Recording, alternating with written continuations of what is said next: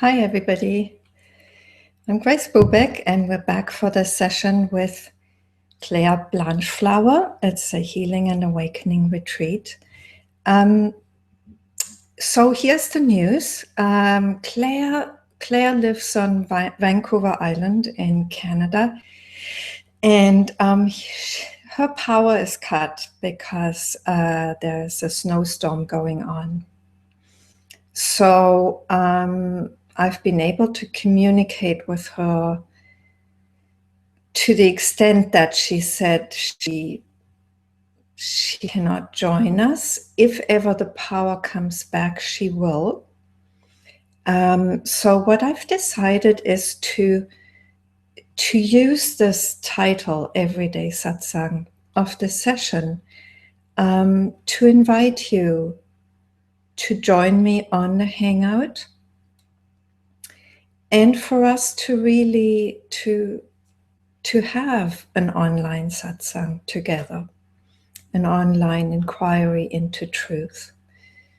And Clare will, if her power comes back, she will join us if we're still around. And well, that's the beauty and the the vulnerability of online events, live events. Sometimes they're just vulnerable to the vagaries of whatever happens, whatever is happening in that moment. And the earlier session with Jac, I got thrown out because the fuse got blown in the house. And so the broadcast was stopped at this point. And my apologies for that.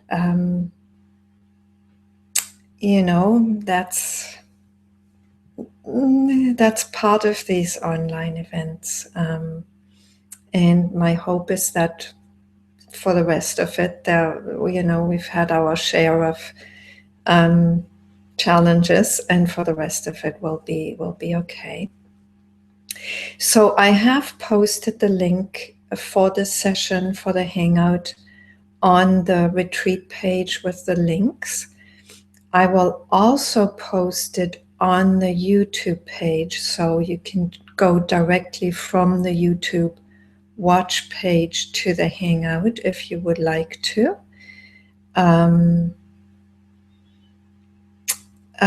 Please make sure, though, that you close down the YouTube watch page before you or after you're joining the Hangout, because if you don't, there'll be interference in terms of the volume. There'll be a feedback loop. So let me post the link on the YouTube watch page. I'll do that right now.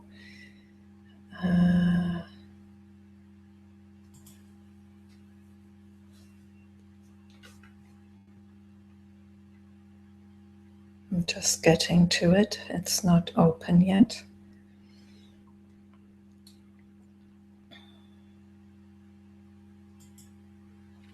Okay.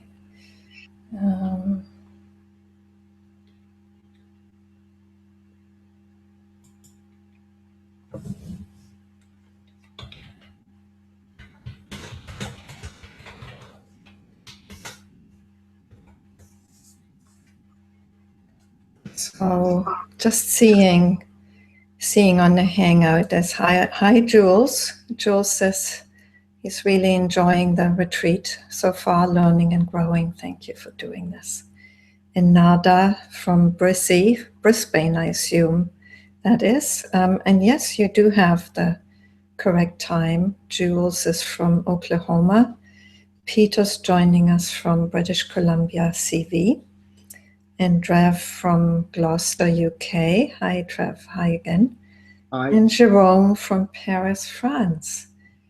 So, Trev, here you are again.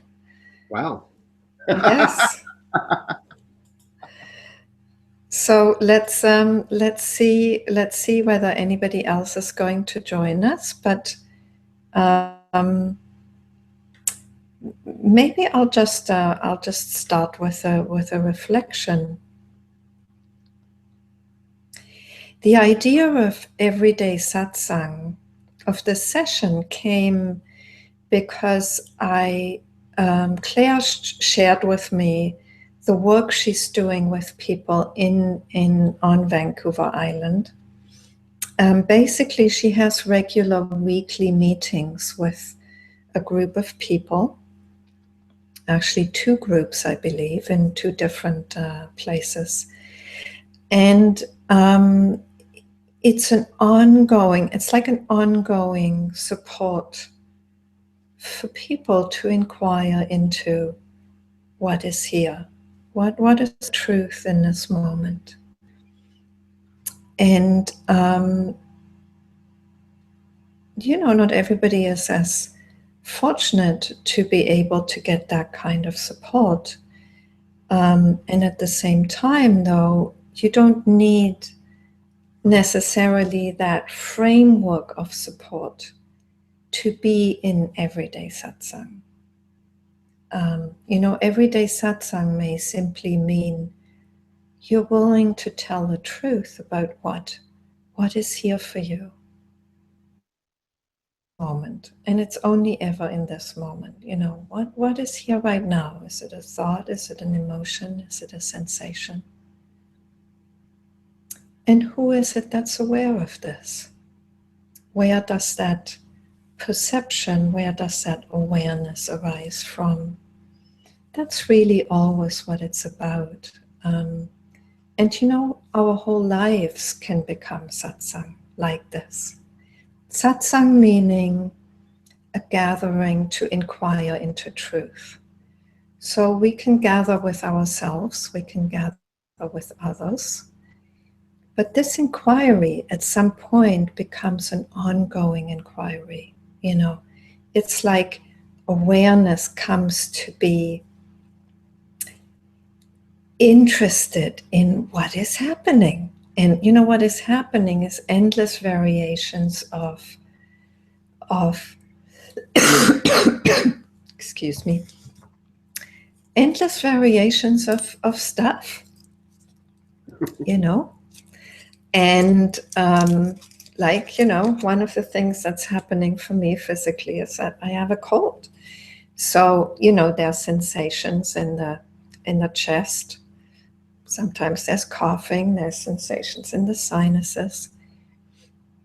That's part of what's here. That's part of what is noticed, And that's just banal, there's nothing special about that. The deeper truth is that the awareness of this sensation, of these physical sensations and things that are happening, that awareness is always here. And there can be a shift from struggling with the unpleasantness of those sensations, or even a thought that this shouldn't be happening.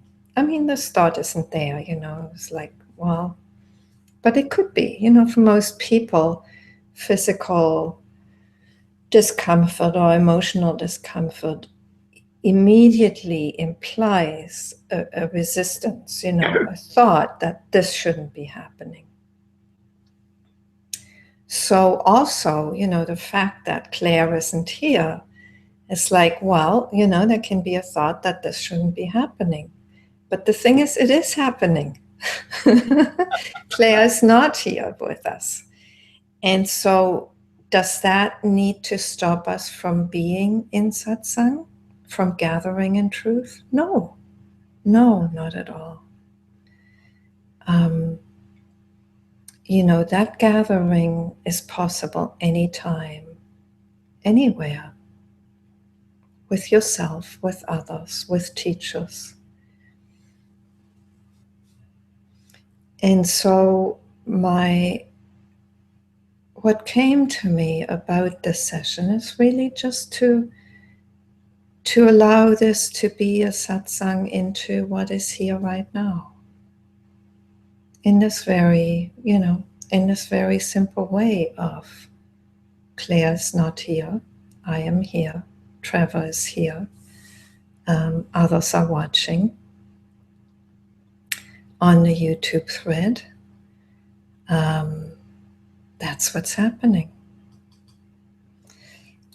So I'd encourage you to take this opportunity to come on and be in everyday satsang with us, with me, with Trevor, and we'll see what arises. We'll see what moves. So Trevor, let me ask you whether there's anything that's there for you right now as you're here.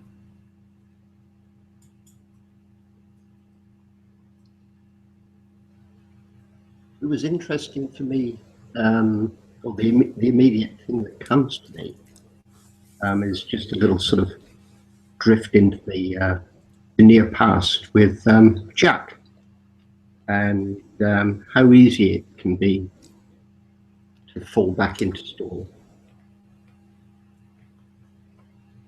And even if there's not a story there, start making something up.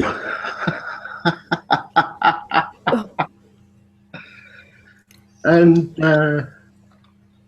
yeah, that was quite a revelation, and it was quite useful to take the opportunity to laugh at myself.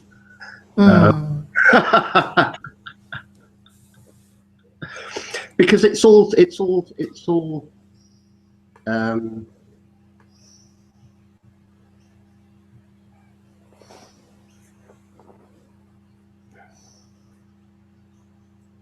perspective here is that everything's just fine, everything's great, just as it is. But then we can find something and gnaw away at it, And with me, it was something energetic, which actually was, as it turns out, it's probably. So Trevor, rather than think about the past, what is here right now, apart from thoughts about the past?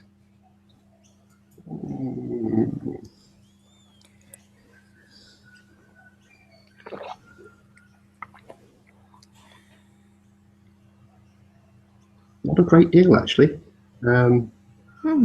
Happy.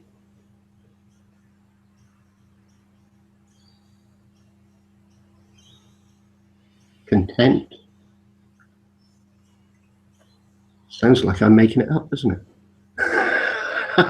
But that's check with yourself. Check with yourself, Trevor. Yeah. Are you making it up, or is it simply like this? No. Just happy being in a state of being rather than doing. Yes, wonderful. And then it's so interesting how the mind comes in and wants to think about something, like in the past, analyze it, maybe understand it better. Sure. So I'd invite you, Trevor, to just rest in that simple, contented beingness. Nothing else is needed. No thought is needed. Certainly not. No. I'm quite happy with that. Yes, it's like no problem to solve, nothing to improve, simply. Nowhere to go. Yes. And perhaps, Grace, perhaps what's here is the realization that, this is generally what's happening here all the time. But given the opportunity to get involved in a story, then off we go. Yes, yes, and it's so beautiful to catch yourself in this and say, oh, well, you know, I mean, I'm making a story up for myself. Yeah, absolutely. So nowhere to go and nothing to do when we get there. Yes. And you know, when you're allowing yourself simply to rest in this, you can even see the mind that comes in and says, well, that's boring. I mean, you should be figuring something out. Sure. Or you should understand something better. You know, I mean, that's why I'm on retreat. Or, you know, that's like, what am I doing here if I'm already here? Do you know what I mean? It's like, well, ask myself that. Yeah, just I mean, at some point you can simply just let it all go. Yeah. And simply be here. Nothing else needed, you know. And then there's a like you'll discover that there's endless deepening of how you're here. Instead of going into another thought that figures something out or another movement, you discover that being here has a kind of vertical dimension. You know, you can let yourself sink into that more and more deeply, more and more fully.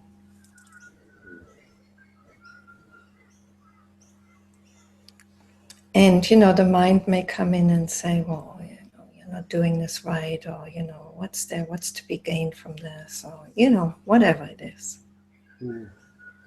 But Yeah. just, you know, I just invite you to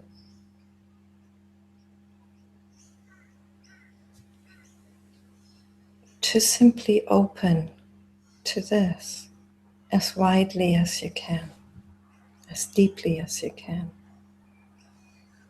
Because you know this, there's nothing else to be found. But what it is to be discovered in every moment.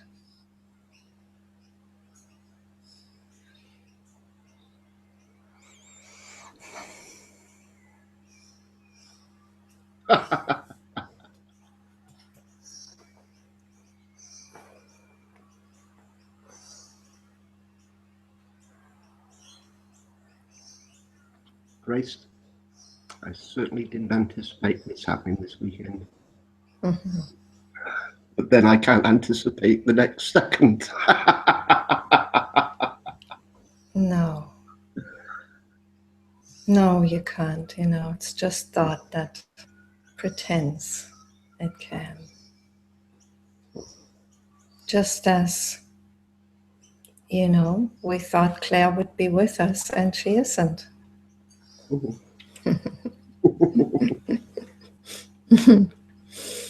Mm.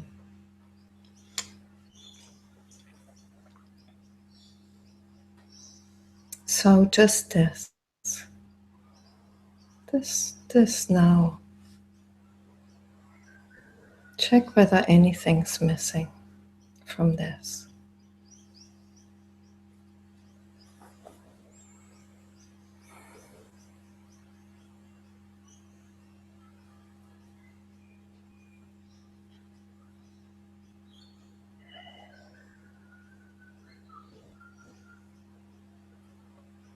And if there's a thought that something is missing, check whether it's true. Or is it just a thought? Just a movement that arises that takes you out of the fullness of this, the completeness of just being here.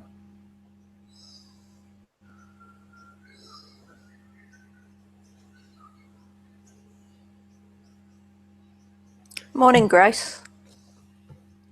Good morning, Nada. Welcome. Thank you. Morning, Trevor. Trev will do. Trev. Hi, Nada. Yeah. Hi there. Hi. So Nada, do you have anything you want to bring to Satsang? I guess my association with Satsang is I have been in yoga community groups, and it's a connection of learning and joy, and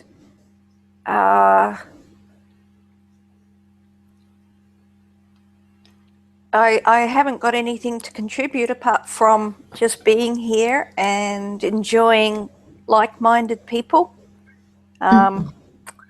It's the sun's just coming up, as you can see in the background, and I'm just looking out at the day, beautiful trees, a very clear sky, and feeling the gentle wind and listening to the sounds, knowing everyone's still asleep. And I'm just happy to be here and to see what this brings forth. Yeah. And it's unfortunate that we've lost the electricity in Vancouver, and I'm just glad that I've met you. I've read a lot of your events that have been online. I have connected to Richard Miller through many of his retreats. I'm an I-rest person. And person. I'm an I-rest person. And so I'll just leave it at that. Just see what happens. Welcome, Nada. And can I just ask you to, maybe there's a lot of shaking in your image, to maybe hold the laptop or the, whatever you have, the tablet, a bit more still. So that the image doesn't shake so much. Sure. Thank you. Thank you. And thank you for sharing this simple perception of what is here. You know, I felt you just very present in this and appreciative. And in sharing it, it's like it becomes everybody's perception. And yeah, go ahead. I have this saying with kindred spirits where I'll meet you on the airwaves. And that's particularly so with satsangs. I often feel that, and even the meditation, that meditation timer, which is an app where you see how many people there are meditating simultaneously, is a really nice symbolic way of going, yeah, we're all meeting on the airwaves.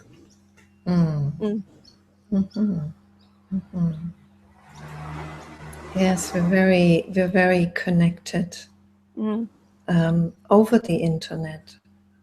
You know, the only way to connect used to be physically, you know, by being on retreat together, being in satsang together. And these days it's possible to connect on the internet. And so the possibilities for connecting and for sharing truth, for being in community, for being in satsang, just has, you know, it has increased so much.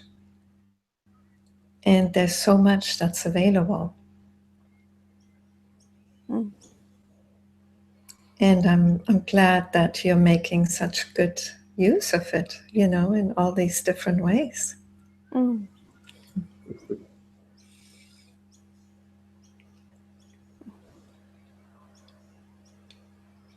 Mm.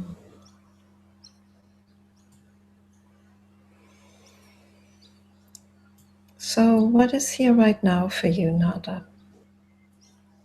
If you take just this moment, just now. Messages, watching my thoughts as I connect with you and Trevor, and typical conversations that I bring when I meet people that I have with myself, and watching those. Mm.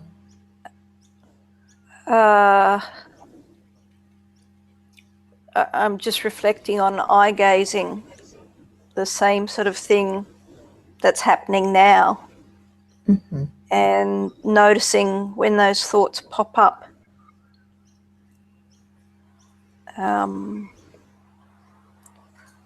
Filling in silence.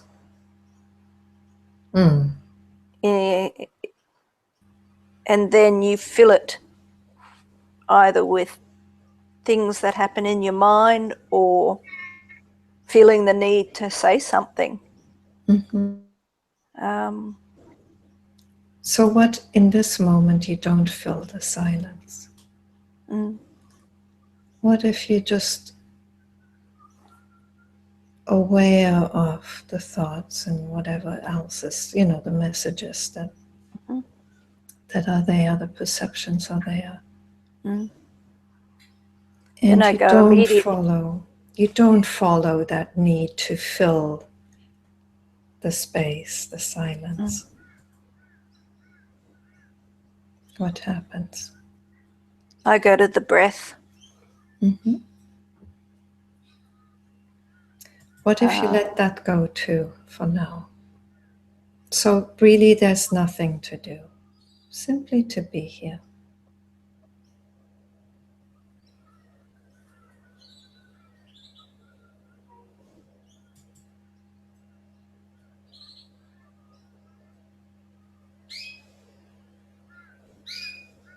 Then it sounds, the canary in the background. Mm.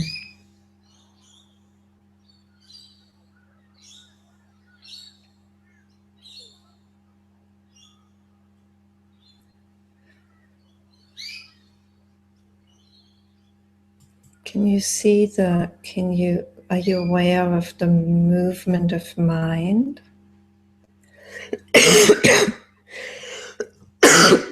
That Yes. tries to find something?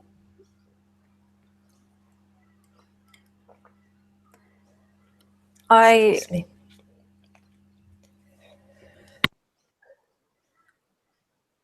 am comfortable moving from sound to sound, or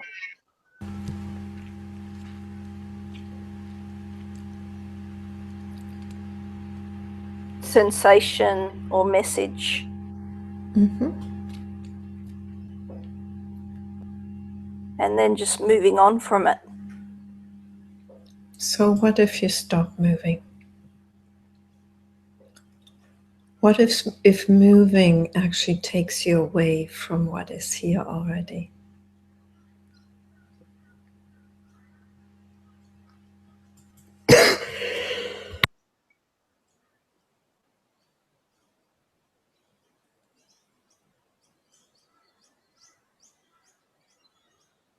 Excuse me. What's here for me is Do you want to get some water? Do you want to get coughing. some water or something? I forgot. Grace, get over here. There you go. Mission accomplished.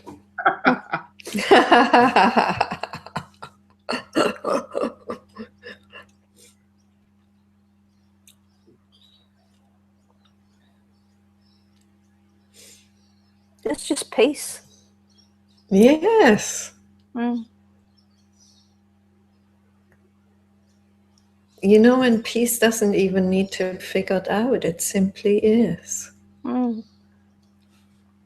And from that peace, you can see how the mind wants to come in and understand it or figure it out.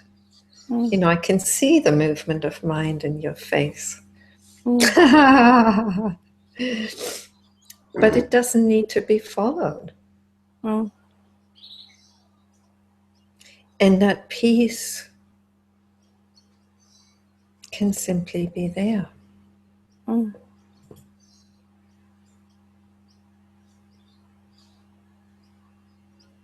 And from that peace, you can see the mind wanting to do its thing. You know, minds are there to figure things out, to understand, to, you know, solve problems. And this movement of mind can simply be seen for what it is. And that which sees that movement of mind, does that need to do anything?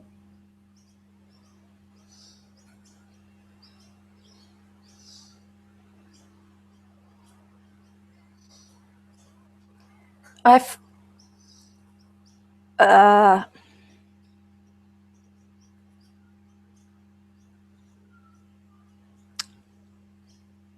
don't want to reduce the messages. Vision is one of those messages.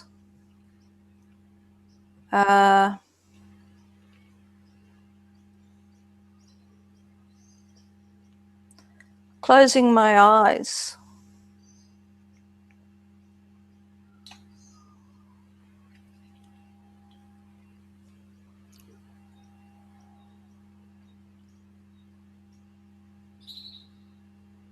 Heightens other senses.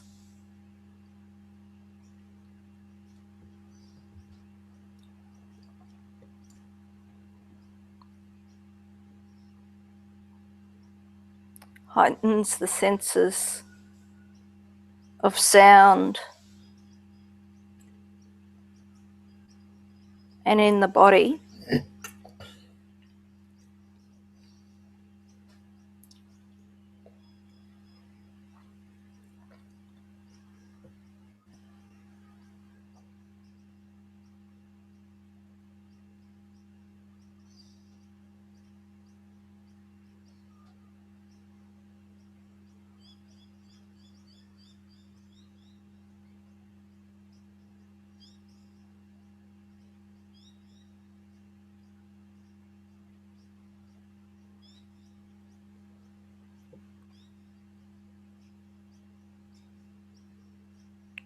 Now it's just a symphony. That's the best description. Yeah.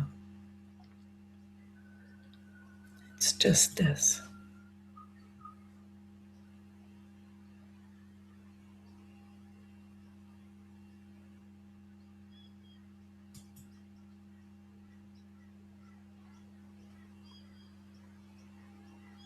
It's like a symphony in being.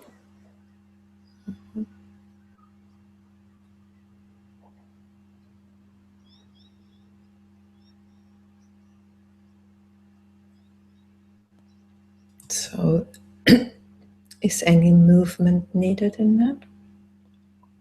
No. No. Is anything needed in that?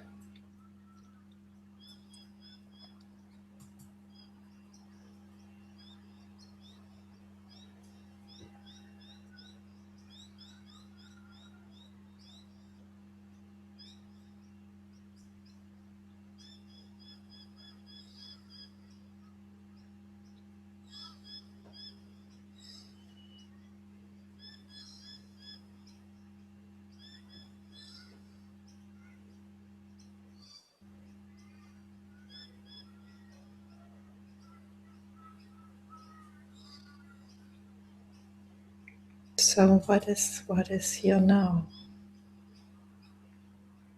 A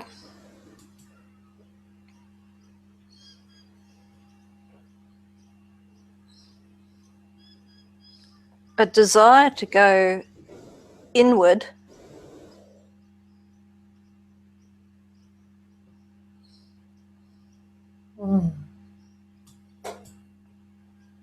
What thought gives you that desire or suggests that?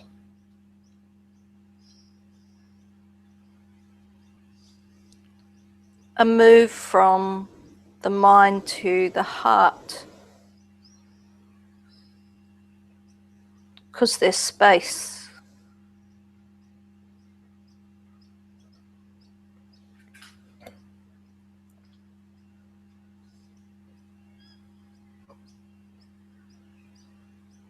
There's space between thoughts.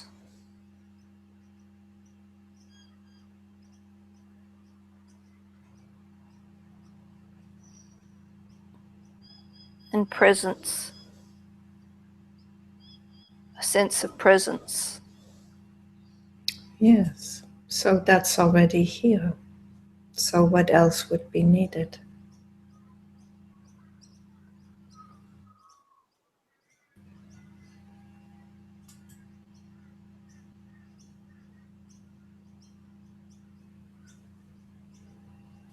Or is that what you're looking for?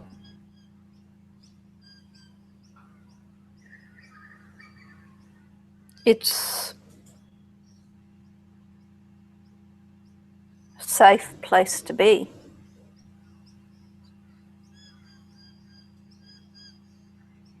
A joyful place to be. Mm-hmm. Nurturing, like just snuggling back.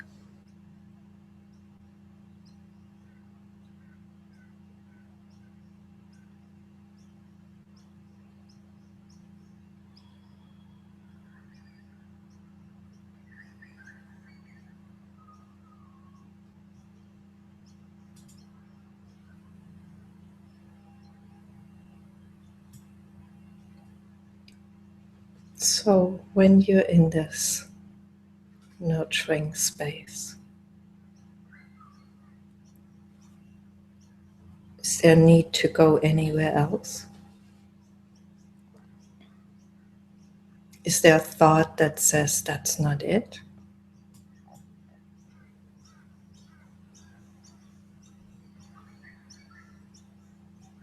No. There's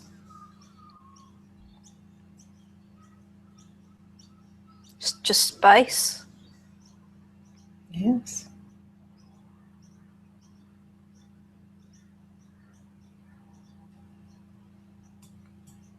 An expansion.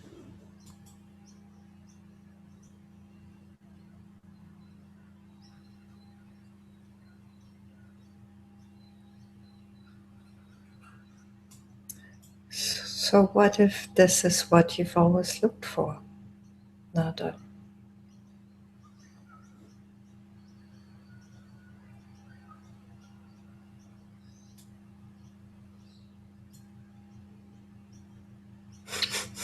It's always there. Yes. It's always there. It's always there.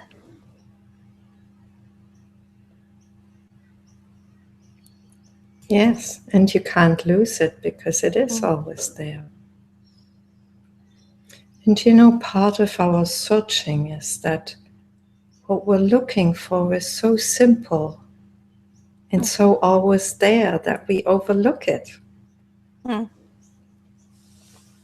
You know, we think it's got to be more complicated.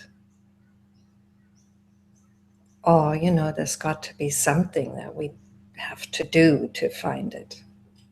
But here it is. Your name is a word that I love. And sometimes I see that well, I don't see, I don't visually see, but I know that Grace is there. And I know that at times she doesn't want to be, or not that she doesn't want to be, but she goes for a walk. And I go, come on, I know you're still there. And then looking, that Well, desire. here's a question, Nada. Yeah. Mm. Is it Grace that goes for a walk, or is it your mind that takes you for a ride?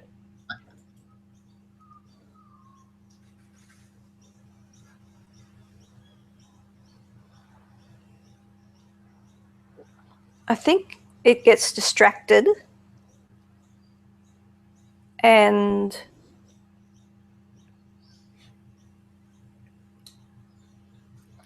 sometimes those distractions get bigger than that place that I was. It appears they get bigger, and yeah. Yes, and they get bigger because you believe them. Mm. Because somehow it's like your mind tells you this is what you need to pay attention to. And to the extent that you do, you lose yourself in that. Mm. But you can always come back to presence, to yourself, to this that you are, to this spaciousness, to this peace. So, you can keep catching yourself having lost yourself in another thing, and you simply take yourself back to what is here. I think the ego and Grace sometimes have conversations, because sometimes there's Velcro in ego and trying to, it's a balance between trying to and not trying at all. If you have to try, it's ego. Yeah. Oh, that's good. Yeah. Yes. It's good to see that, really, because when you're calling yourself back to the simplicity of this that you are,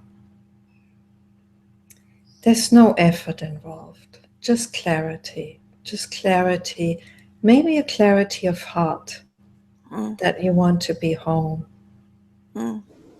That you kind of realize you've lost your way and you want to come home.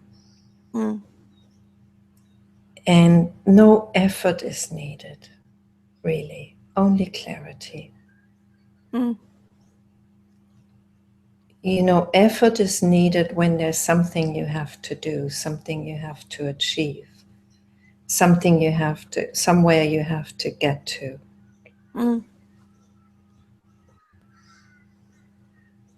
But this is more like calling yourself back to what you know already, what you've always known. And there's a sense of, homecoming to that. And you come home to it because it's always, it is your home. It's always been there. And there's no effort in that. Truly, if you check with yourself, how long does it take to come back home? Depends on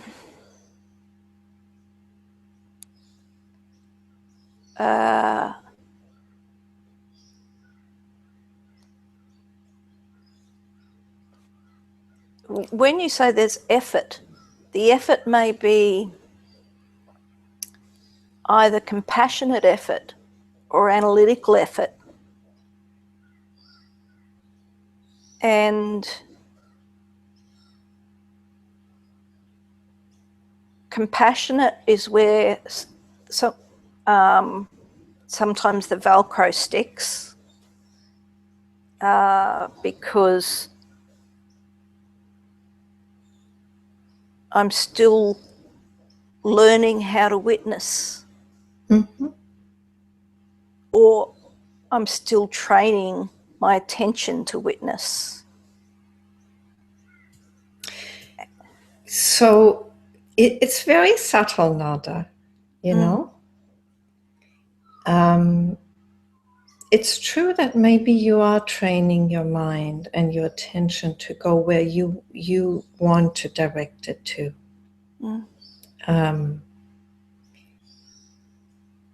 And you know, there are two qualities. There's a heart quality, which you named as compassion.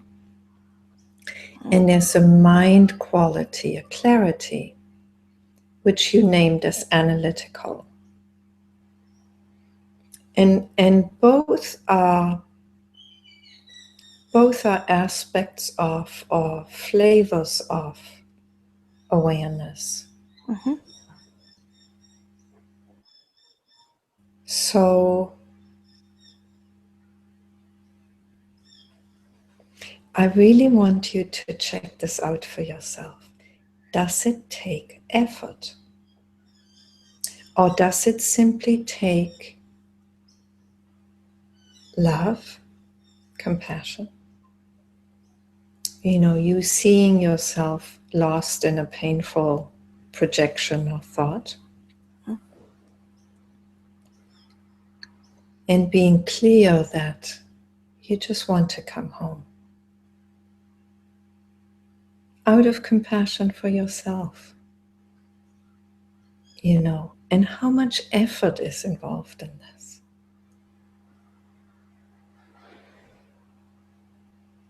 I think that's the key.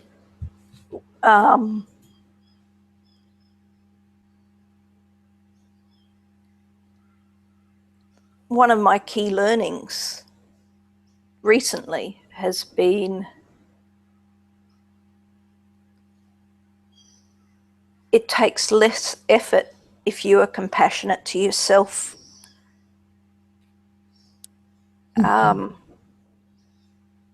Because then you're reflecting and you have that space. I'm not describing my learning very well.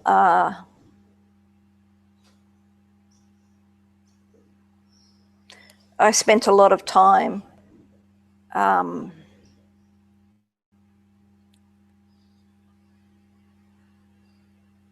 it's a fine line with compassion when you do a lot of meditation and then you become more aware of what's of presence and being others' presence, your presence, then making sure that you're, well, for me, making sure that there's a safety within that for me.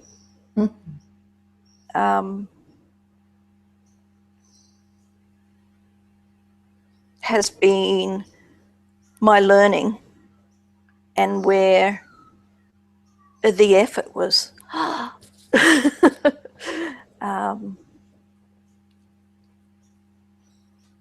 whereas compassion doesn't have to be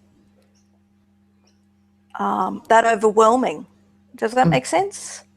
I hope it does.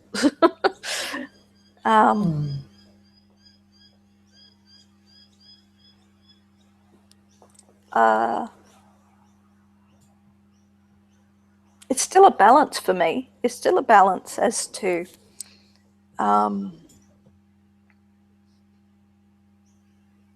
the effort and making sure that I'm compassionate to myself so that I can be there for others.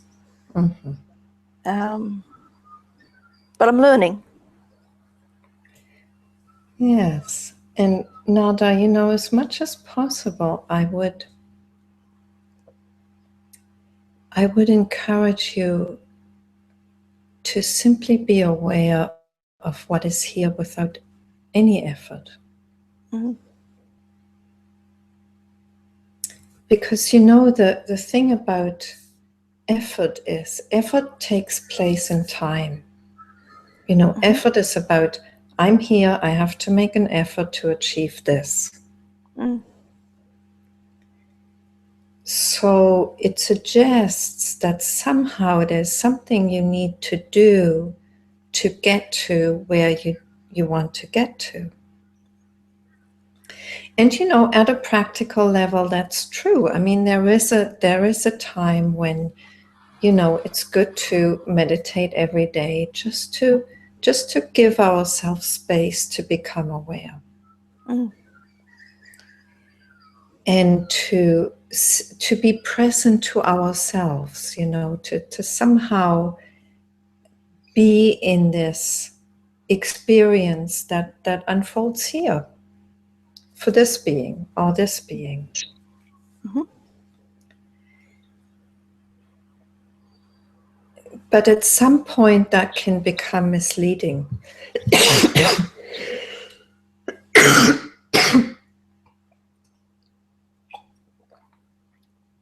Excuse me.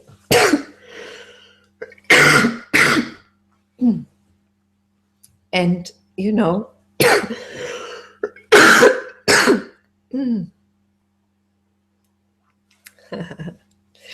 and it takes us away from what is already here. Because there's an idea that somehow we have to make an effort to be what we naturally are.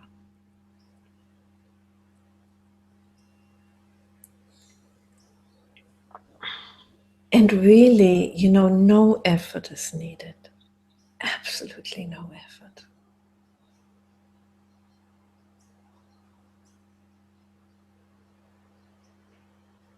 What's needed is that we see all the inner movement that arises, you know, that wants to take us into a future, into something we need to do, or into something we need to fix, or something that we need to achieve, something we need to get or get away from. But really, this is here. You are here already. You know, here you are. And it didn't take any effort to find that just now. Mm. Mm. You know that. So that's really what you want to keep coming back to. It's like, yes, it's good to give yourself time and space to be with yourself. Yes, absolutely. And in that time and space, does it take any effort to be here? No, you're already here. Mm. Mm. Yes. Mm.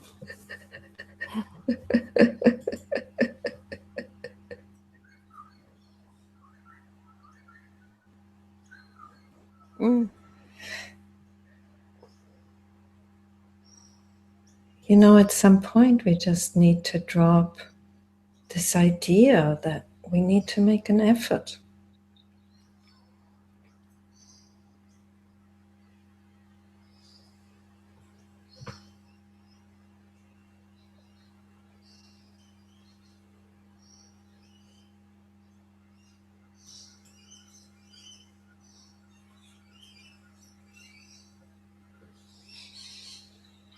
And at the same time, if effort is needed, you know, if you need to be clear about wanting to you know, Sorry, keep there's meditating. mosquitoes. Mm-hmm. So if effort is needed, and you need to be clear about wanting to meditate, wanting to give yourself the space to be with yourself, to be, then that's what's needed. But finding peace, finding who you are, takes no effort. May just need to, you know, may just take a little setting up kind of thing, you know, setting up the conditions. Like if you want to hear a subtle sound, you know, you need to kind of get rid of the more powerful noises around, because otherwise you won't hear it. And it's like that, you know, it's like you may need to give yourself a space to simply be with yourself, to sense, to hear, to see that which you are.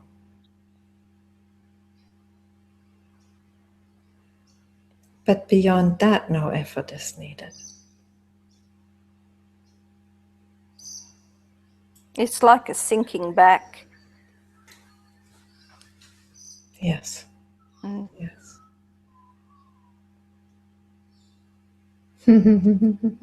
Hello, Robin. Beautiful, Robin? Nada. Yes. Thank you. Thank you for being willing to just be truthful. Thank you for your sharing. I think one of the things that I enjoy in that sinking back is initially I used to name those objects, and as I said, those objects now just become a symphony, and you're just immersed in this symphony. You can even be in a shopping centre and, you know, all the different sounds or whatever's happening, and you just remove the sense of labeling and then notice and then sink back. And as you said, it doesn't have to be an effort. It's just there all the time.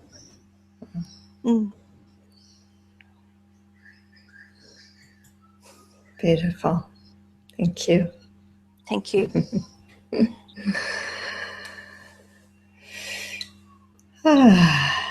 So I'd like to, before I welcome you, Robin, I'm just going to check back in on the YouTube thread whether there's anything else that's happening there. Doesn't seem to be. So let me welcome you, Robin. Hi, Robin. Oh, hi. It's actually Damon. I'm using my mother's.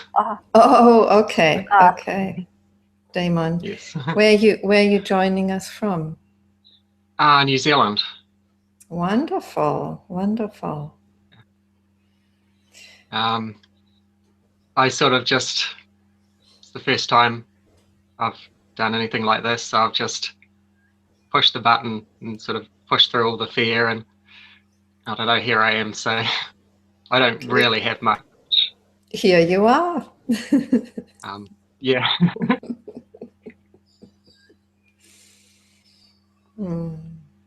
So as I say, I guess I'll just come from what's happening now. Yes, go ahead. For me, the usual, you know, I suffer from social phobia and things. So the usual, this sort of,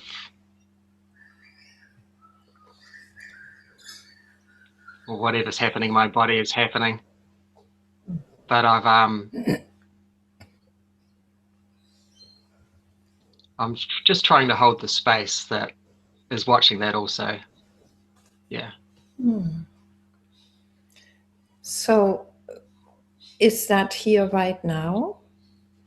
That social phobia? How does that, what other sensations in the body? Right now my right leg is shaking like mad. So I guess Beautiful. that's a pretty obvious one. Mhm. Now it's coming up the whole rest of my body. Hello, I can hear you. Hi. There's somebody that's got sound but no visual. Nada, that may be part of your hangout. I'm just going to mute you now because, you know, we'll focus on Damon right now. Okay?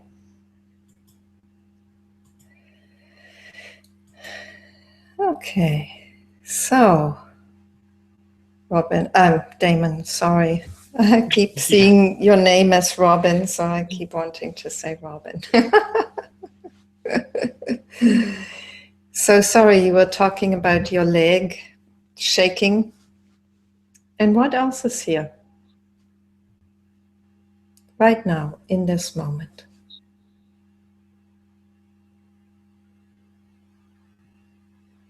In your body, sensations, thoughts.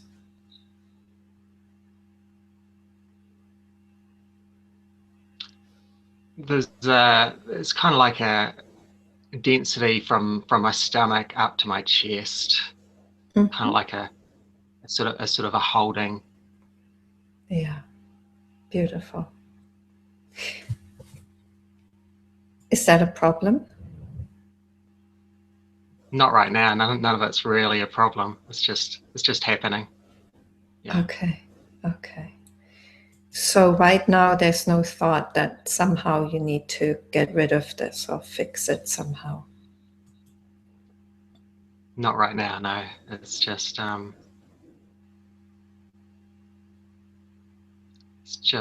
it's all just sort of happening. I'm getting so yeah. I suppose one question I have is I've been moving in and out of, you know, the space or whatever we call it, and started to notice that when it happens and I expand out, that and says it used a tool to do it. But I'm very aware now that that's coming in afterwards. So the spaciousness is just sort of comes in by itself.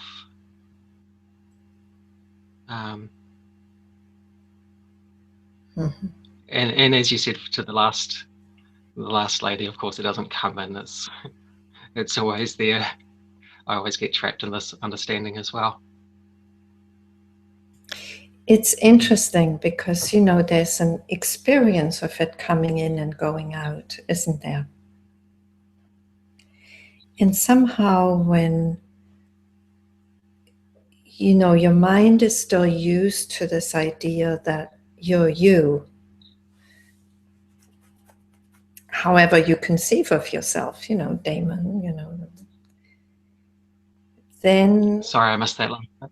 However you conceive of yourself, like I'm Damon, you know? Yes. So as long as there's that sense of identity that's there, then awareness, spaciousness can only ever be a state that comes and goes.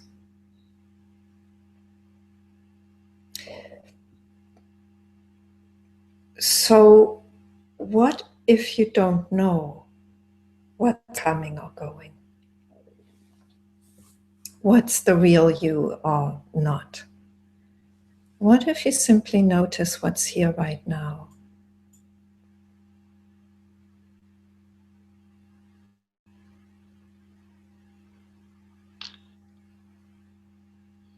For me, the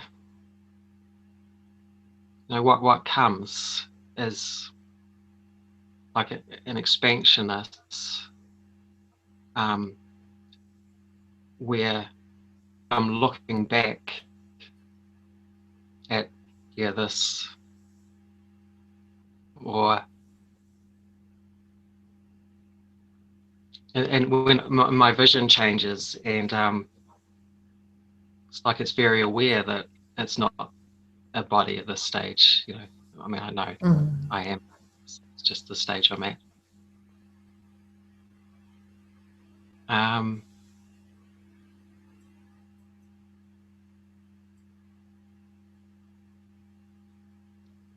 Yeah, it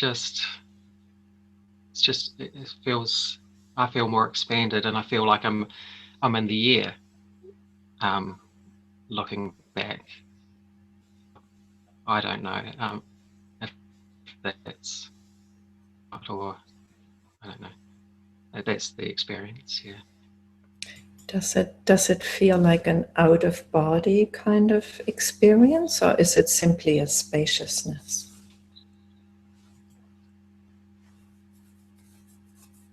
What happens is it's a spaciousness, and then at the same time my heart feels like it's a balloon. So there's a body response, a physiological response to this spaciousness. Mm-hmm. It's, like someone's pumped it up. Mm. Yeah. Not right now, though. Does it feel not right now? So what's here right now?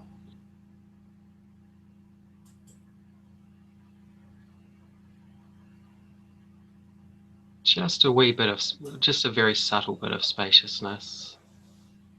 The leg's still shaking. Mm-hmm. It's good. It's allowed. Yeah. Yeah. It's all varying degrees. But yeah. So we just keep it now, do we? Yeah. Mm-hmm. Right now. Yeah. You don't have to keep it now. It's also fine to share the full expansion when it's there for you. But in a way, I'm more interested in what's here right now with you.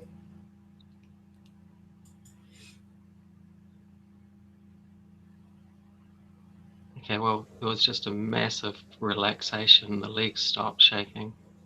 Oh, yeah. Isn't that interesting?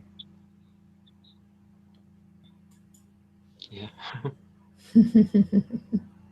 Did you need to do anything to stop it from shaking?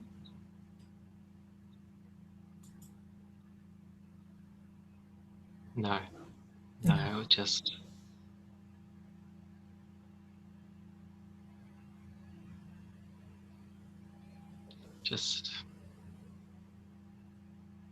yeah, I don't know. I don't seem to have. It's the tricky bit at the moment when I don't seem to have control, and we know we don't have control of the shifts. So they're just sort of happening. That's just, I guess, my inquiry right now. So who says it's a problem and you need to have control?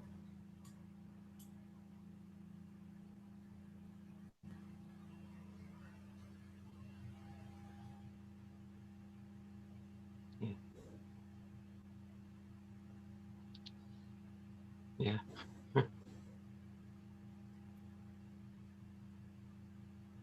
Is that a thought? And is that true? Is it true?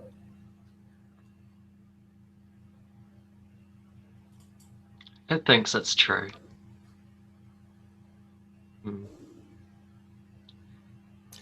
And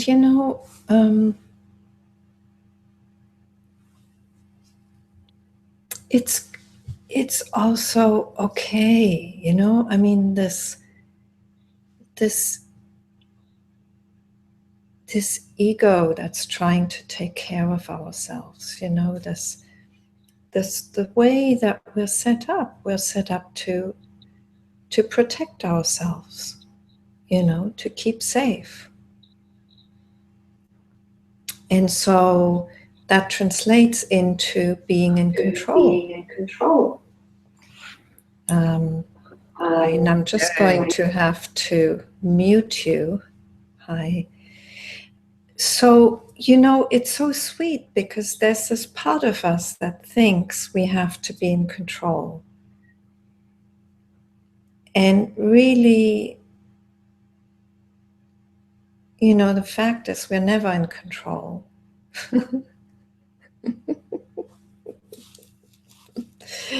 And we don't have to be. But somehow we need to see this for what it is. It's just like, well, that's how we became who we are. We thought we had to keep control. Wayne, I really have to mute you because you need to get out of the YouTube thread, the watch page. It's interfering with the sound.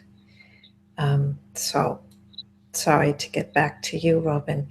It's like, and for practical purposes, it's totally good to be in control because I'm actually in the control room here in the Hangout. And I'm controlling the sound because it makes for better experience. But that's okay, that's using the mind for a purpose that is higher, it's in the service of truth, in the service of love. It makes for better listening and watching experience if there's no sound interfering. So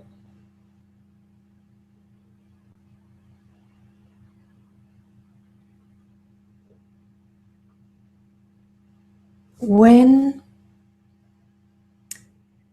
we begin to have a sense of the expansion,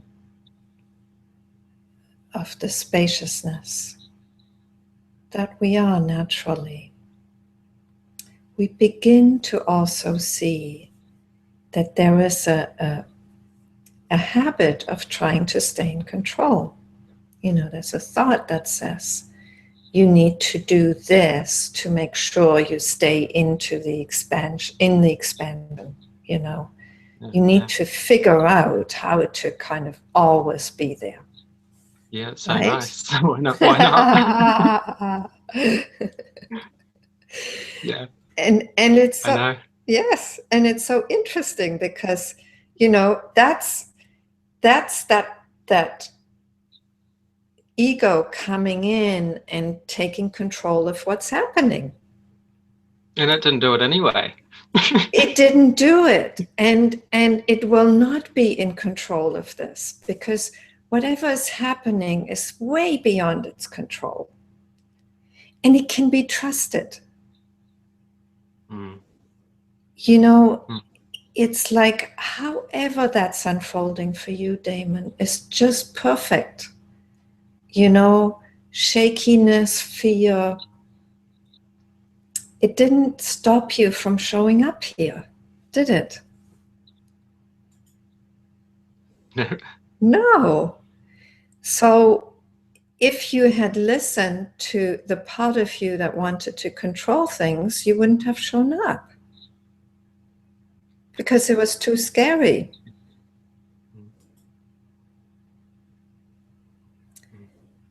Yes. So whatever it is that brought you here, Damon, it's way beyond what you can control. And paradoxically, that's the only thing you can trust. It's the thought that says you have to be in control. That's the one that is not trustworthy.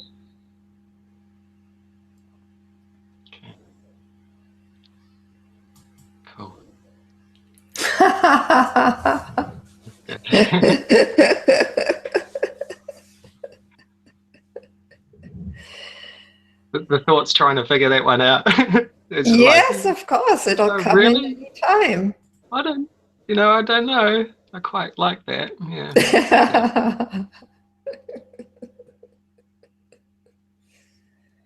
So this Damon, that's revealing itself to you, that's what you can trust. And you can't really get it wrong either.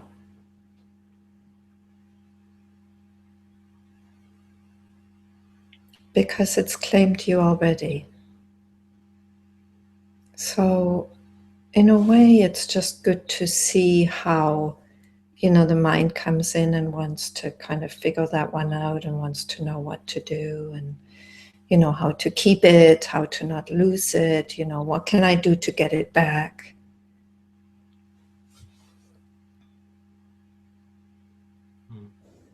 Mm. I'm kind of interested in the heart and what role the mind's interested in the heart and what role it has to play.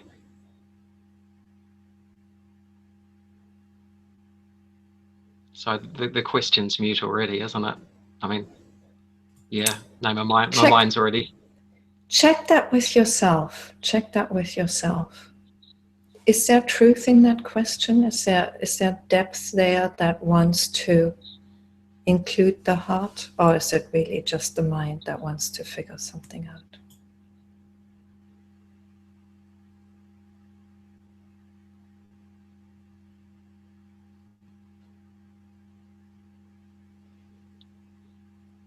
I trust the spacious expansion, and when that happens, the heart comes. Yes. I don't trust the heart though, because I guess I'm in that not the body phase. I'm a neti. So my mind's a neti. Mm-hmm. Yeah. The heart is part of that fullness of presence. And like you've described, when you're in that spaciousness, the heart is very full also, isn't it? It opens up very powerfully for you. Mm-hmm. And that is the truth. Like the heart is part of the embodiment of this truth. And when we open to this truth, we also open to the heartfulness of it, to the embodied aspect of it, which is love, which has a heart flavor,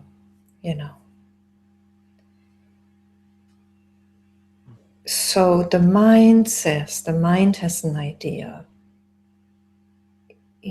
that somehow heart is part of the body, the embodied experience. It shouldn't be, it's not the pure expression, something like that. Yeah. Yeah, yeah. And yet the heart is calling you.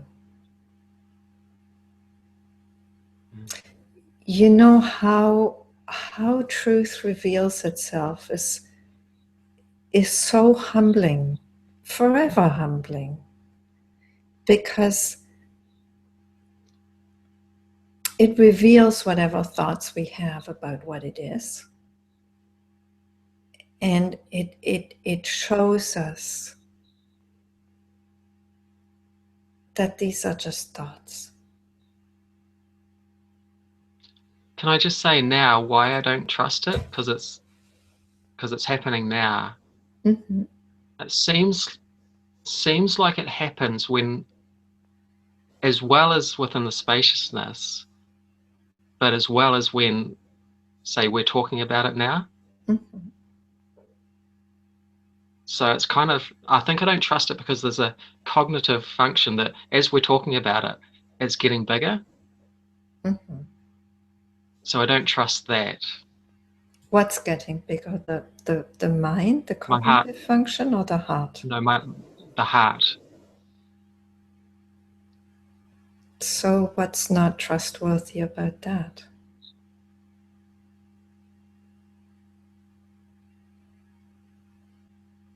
What if you, yeah, go ahead. I guess I'm thinking that because we're talking about it, my brain's analyzing it and making this heart response. But you don't think that's true? No. Well, check it out with yourself. Is the heart, check with your heart.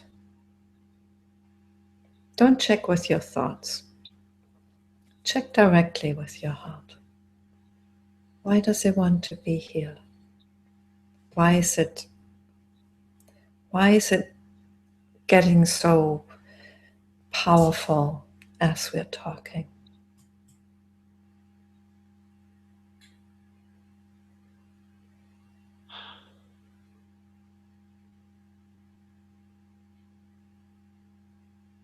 Sorry, now some emotions are coming up. Yes.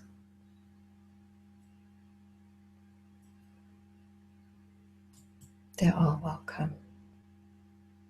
And you know they're coming up because that's part of the healing that happens when you open to yourself fully. Because when you open to yourself, you don't just open to the disembodied absolute. You also open to yourself in your human beingness. And that includes everything. And your heart is simply telling you, I'm here. I hold things. I hold emotions. Maybe painful experiences. Yeah, I hadn't felt the heart for this stuff started happening about 3 months ago. No, I hadn't felt my heart for 10 years. So I guess that's possibly why there's a bit of distrust as well. It's like, I don't know. Yeah.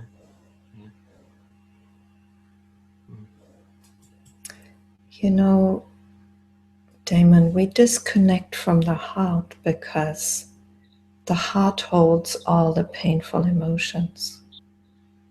And so by disconnecting, we're trying to keep ourselves safe. You know, that's how we learned to survive, is to disconnect from the emotions.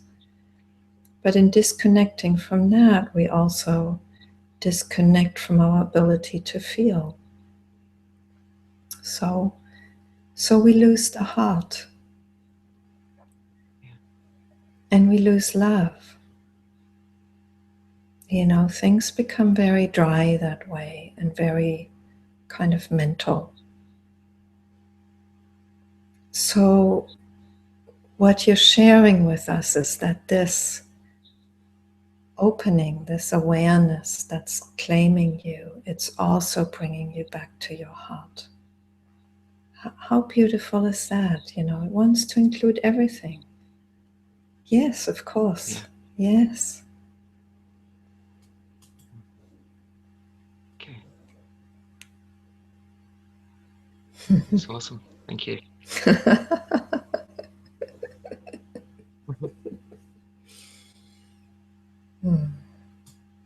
And you know, the heart is always trustworthy. The heart is much closer to who we are than the mind is.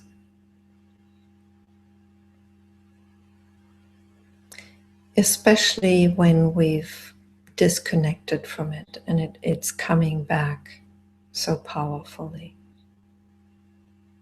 So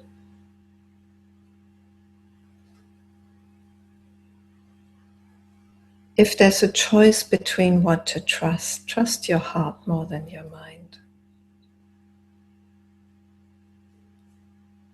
Yes. Okay. And that's also where so much healing will be, because the heart, it's like this open space that can receive everything, even painful experiences, painful emotions. It has the capacity to simply be and receive that. And so as these things are received, they transform, they shift. Somehow they lose their power, their hold over us. And sometimes it may be good to find, a trusted person, teacher, therapist, to help you in that receiving.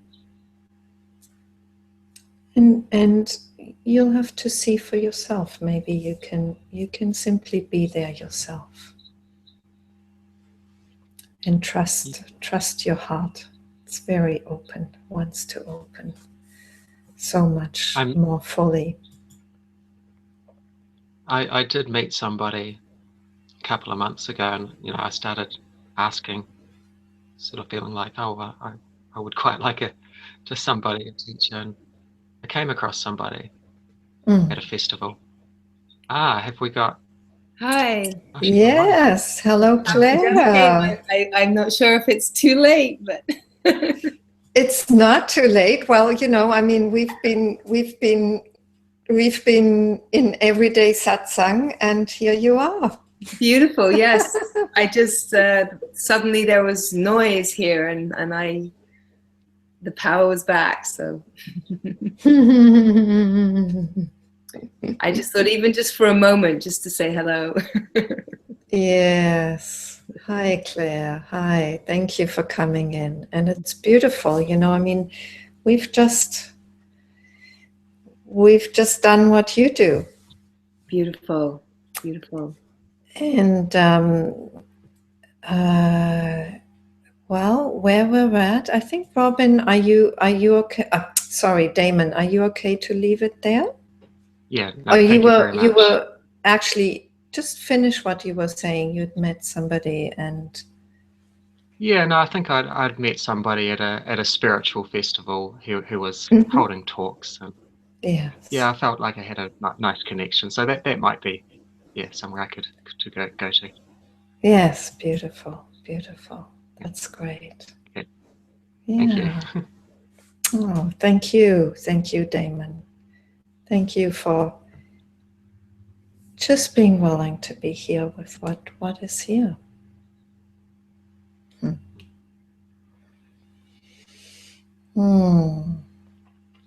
So, Claire, I have maybe 5 more minutes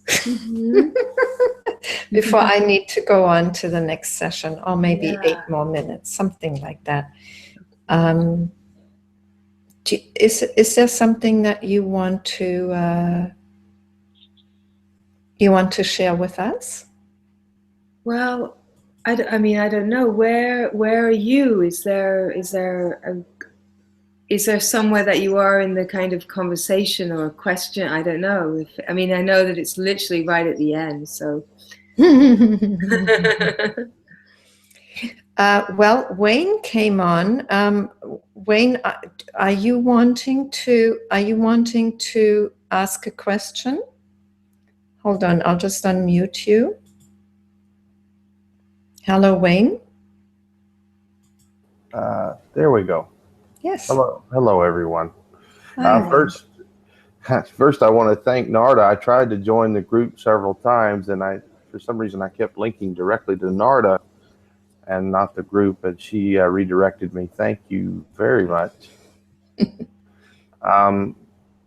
No, right now I'm okay just to listen. I'm suspect that, like several of you in the group, I'm in that transition state where a favorite teacher of mine, James Swartz, likes to call it the firefly state, where it kind of blinks on and then it blinks off and then it blinks on and then it blinks off. And, I feel like, am I doing something to cause it to go off? Did I do something to cause it to go on? And I'm questioning the eye over and over whether I'm doing anything at all, or is this completely out of my hands and always has been. I'm in that place, and it's the mind just wants to stay in that open, spacious place all the time that we all know and love so well. It's like maybe there's a refusal or an apprehension about not being in that state, about being in the egoic state. I don't know. I feel like I'm stuck in between two worlds right now, and this has been going on for 3 or 4 years for me since the first awakening, and there was kind of a honeymoon of about 2 months of that where I thought, oh, this is it, it's all over. I have reached that thing or whatever. At that time I knew nothing about spiritual teachings. I knew nothing about at all. It just happened, and I had to start from square one after the fact.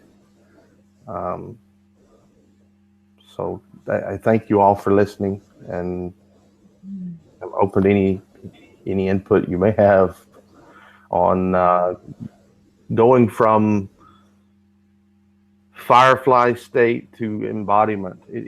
Does it ever completely go there, or what the heck? What do I do next? Claire, would you like to respond to this? Sure, yeah. Beautiful, Wayne. Nice to meet you. Thank you, Claire. For sharing. Yeah. Beautiful. What you're describing is what so many people experience, as I'm sure you well know as well. What I would say is that, the sense of flicking backwards and forwards is the invitation of the embodiment of the awakening. And so there's two things here to consider. One is that, awake consciousness is here with us all the time, and it can feel that you're going backwards and forwards, and this is the spacious, delicious kind of open field where I feel really good and clear.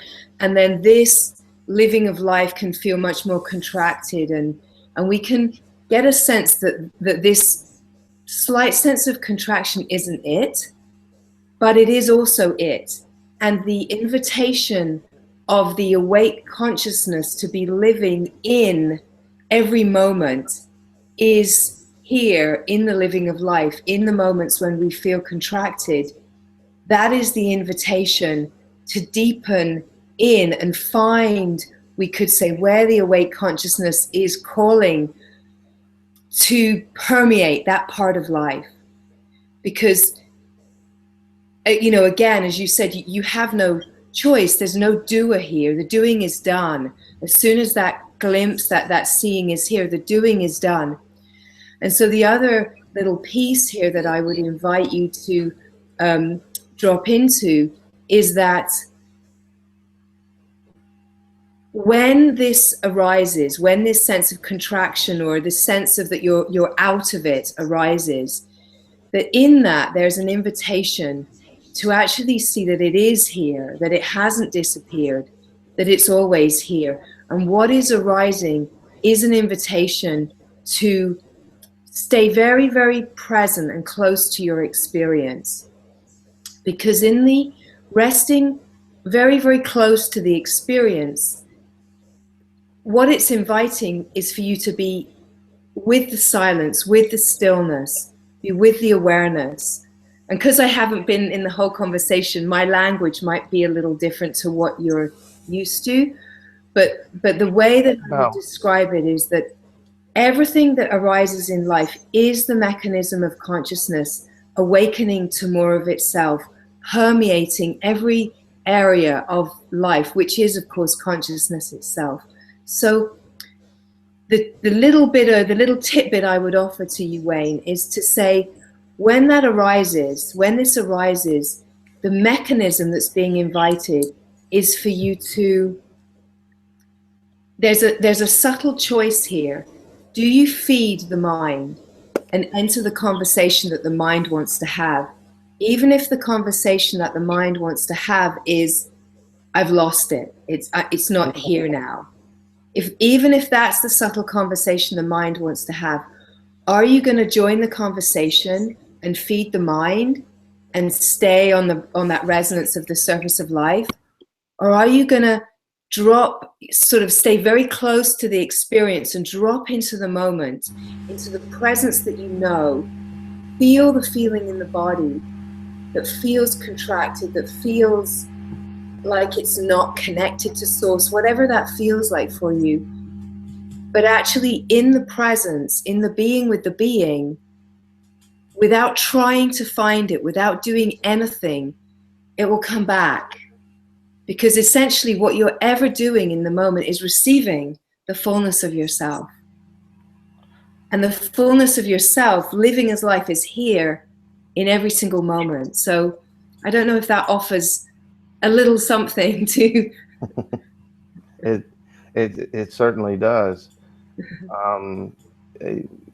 The first thought I have is, when the mind starts to chatter, it's so silly now, I mean, there's the voice that's speaking to me as if it's someone else. There's the voice that's speaking as if it's me, and there's yeah, there's it's just all this useless chatter that and usually when there's the feeling that presence is lost, then I try to backtrack. I try to say, okay, where did I believe something? I had to, somewhere along the way, I believed something was dangled in front of me, and I believed it.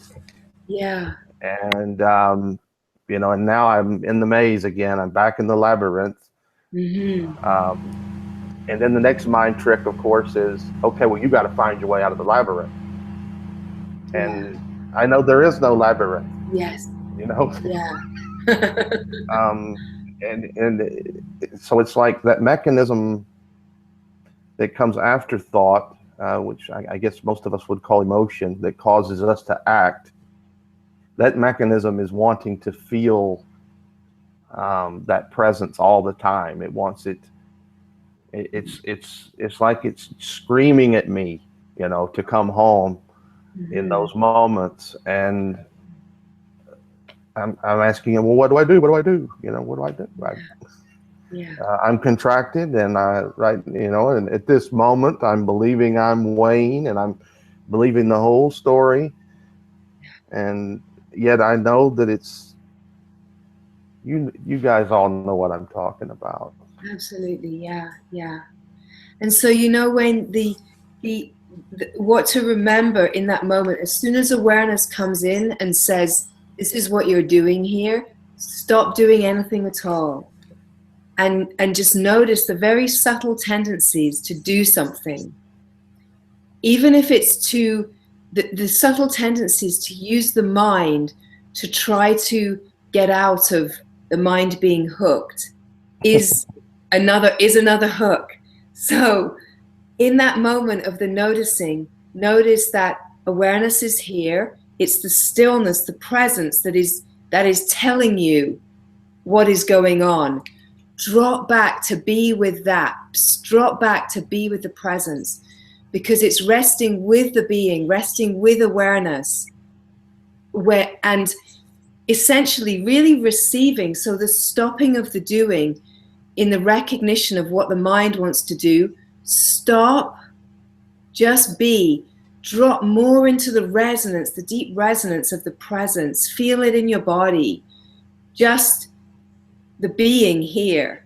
And notice that the awareness that is aware of everything that's happening is who you are. And in the not doing a single thing, but just turning your attention towards the being, towards the awareness that is then suddenly aware of itself again, naturally, that is when you stop feeding the mind and you're nurturing awareness by turning the very light of awareness, its own light, back onto itself, and then the radiance of being is here again. Oh, that's wow. Okay, that's beautiful. Yeah. Turning the light back on. You know this. I can feel that you know this. Yes. I never thought of it that way, of nurturing it, as opposed to feeding this lunacy, the chatter. You feed either the hungry wolf of the mind, or you nurture the light of being. And to nurture the light of being, you just be with it. You just be so fully with it. Stay really close and be with it. And the light of awareness turns back to itself and illuminates more and more of itself. And then you recognize, oh, it's here. It's always here. And the more that you nurture the light of awareness, the deeper the remembering is. It's like you're bathing in yourself. You get so deeply saturated that you can never forget again. I think we'll have to leave it there. Yes. So beautiful. Sorry, but that feels like a beautiful, beautiful ending sharing from you, Claire. Thank you, Claire. Thank you, Ray. Yeah, thank you, Wayne. And thank you, Claire. I'm thinking maybe we'll just have to do an online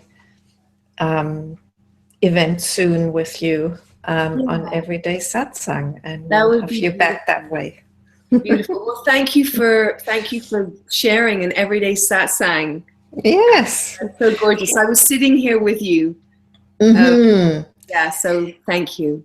And thank you, Claire. I'm so happy that you managed to come on, even if only at the end. You know, you somehow just shared with us your beingness, your flavor. You know, the flavor of presence as it is in you, and it's so lovely and lively and bubbly. I just love it. Well, thank you all so much. Thank you. Yes. So thank you to everybody, and I really have to close the session because we're on for the next one in less than 15 minutes, and I have to get ready for that. So I'll say goodbye to you all, and we'll see you again soon. And definitely have a beautiful day. Let's hope that the technology is with us for the session with Richard Miller. That would be wonderful. Yes. Wonderful. Thank you. Bye, everybody.